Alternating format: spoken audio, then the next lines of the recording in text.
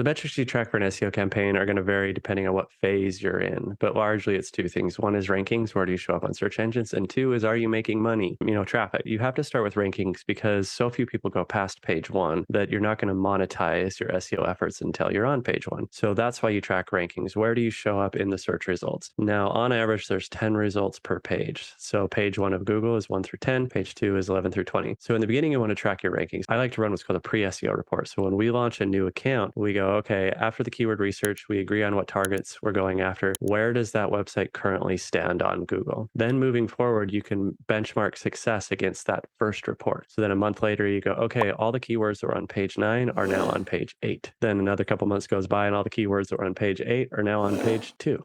Great. You're probably not going to have a lot of traffic yet, even though you just jumped several pages. Then when most of those start to hit on page one, then you can start to measure traffic. So as you measure traffic comes the sales. So in the beginning, you want to measure progress in ranking increases before you measure monetization. Then over time, you still keep track of your rankings to make sure nothing is going crazy. Then you can start to pay more attention to, is traffic correlating to sales? So largely it's going to be rankings, traffic, and monetization.